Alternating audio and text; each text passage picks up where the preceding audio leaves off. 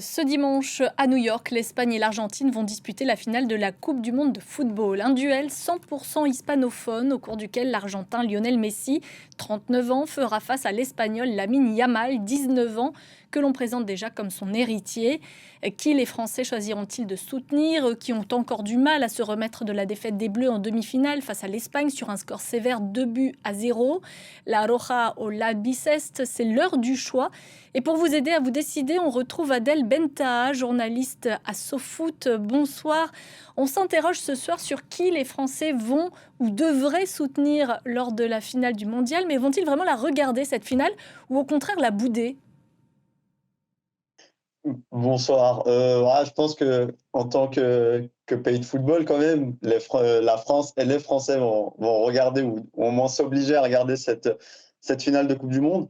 Ensuite, qui les Français devraient soutenir? Je pense que ce sera l'Espagne, compte tenu du passif plus ou moins mauvais que l'on a avec les Argentins. Je pense que les Français souhaiteront une victoire de l'Espagne. Moi, personnellement, je souhaite une victoire espagnole. Donc voilà, on va se résigner à regarder cette finale parce que ça reste quand même une finale de Coupe du Monde. C'est une fois tous les 4 ans et on va supporter l'Espagne. On va revenir sur ce choix Espagne versus Argentine, mais tout d'abord, comment choisit-on généralement l'équipe que l'on veut soutenir lorsqu'on regarde un match? Est-ce qu'on se base sur son niveau de jeu, son capital sympathie, ses joueurs stars, ou même sur l'orientation politique du pays que l'équipe représente?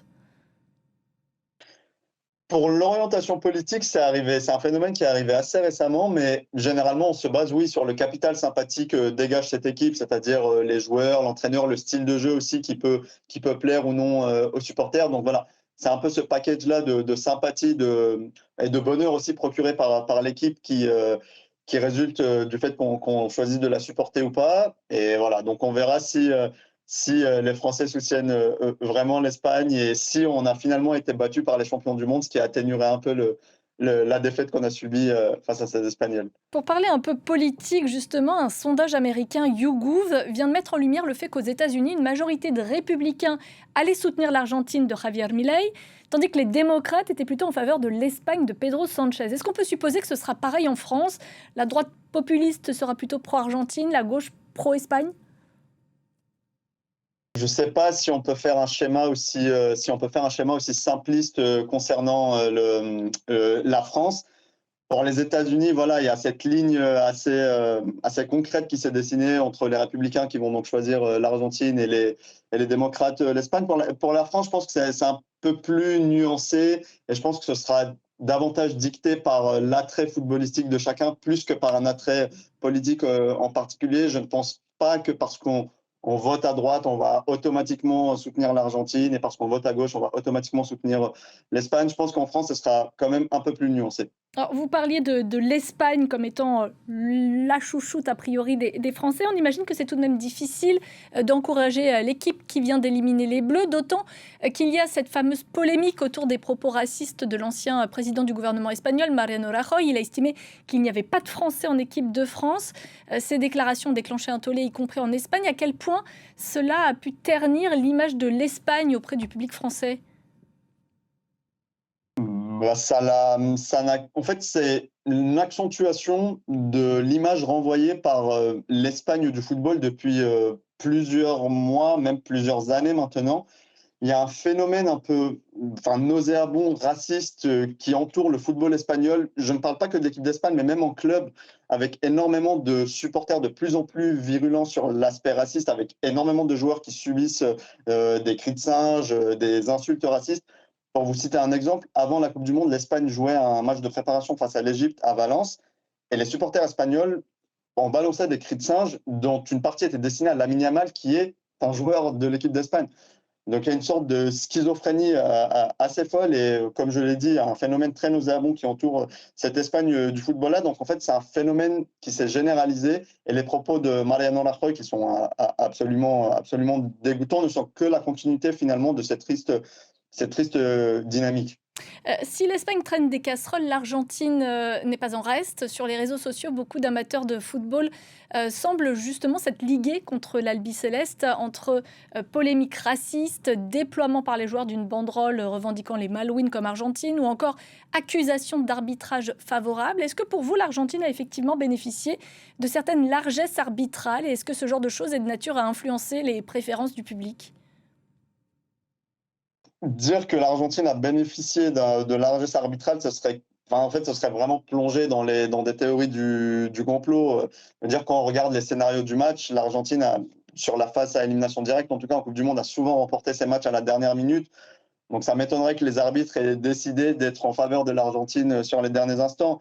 Ensuite, pour ce qui est des polémiques racistes, c'est la même chose en fait qu'en Espagne depuis 2022 et cette victoire en finale de Coupe du Monde des Argentins face à la France.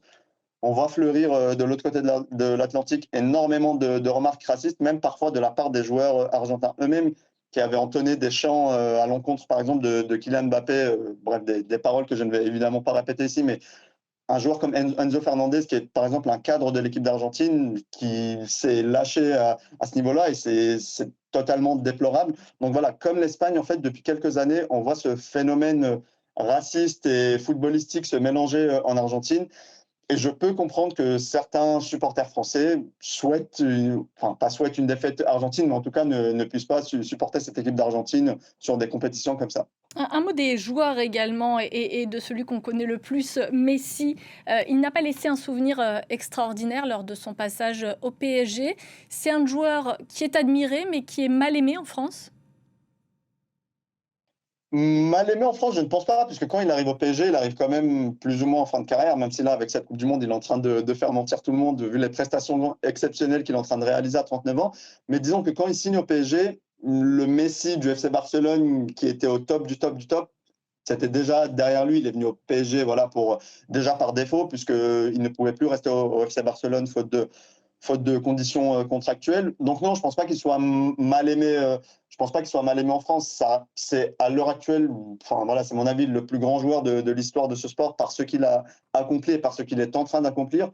Encore une fois, être meilleur buteur d'une Coupe du Monde à 39 ans et tenir son équipe à bout de bras, alors que ça fait maintenant 4 ans qu'il ne joue plus au haut niveau, qu'il joue à Miami aux États-Unis. On se disait que cette compétition, c'était sa dernière et on ne savait même pas s'il allait pouvoir la disputer.